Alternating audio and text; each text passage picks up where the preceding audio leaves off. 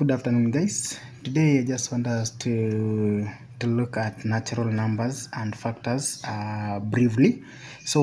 And the question is, express 1728 and 2025 in terms of their prime factors.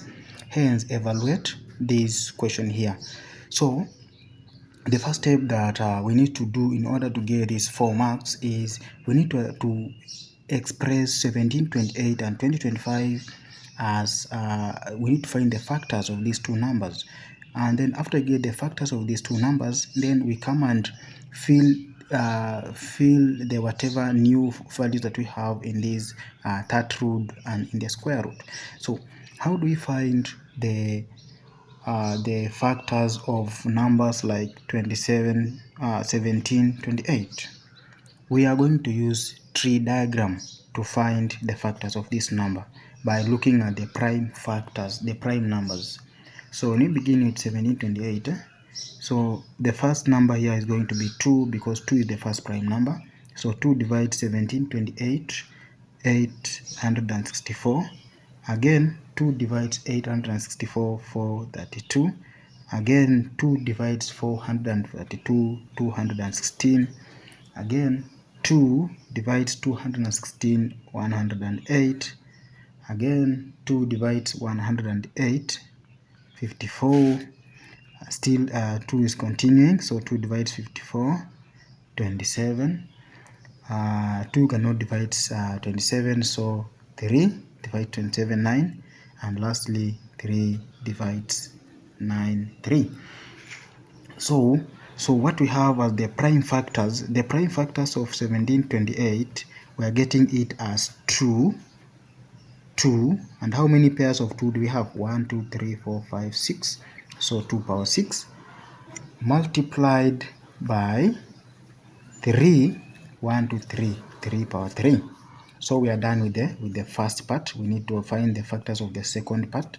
So the second part is going to be 20, 25. And then look at the numbers. So 2 is not going to be the first one because 2 cannot divide this number. What about 3? Yes, 3 will divide 20, 25, 675. Yes, 3 divides 20, 25 into 675. Again, 3 divides 675, 225. Again, 3 divides 225, 75 times. Again, 3 is, of course, it divides 75, 25 times. And lastly, 5. So the prime factors of 2025, we are getting it as 1, 2, 3, 4. So 3 power 4 multiplied by 5 power 2.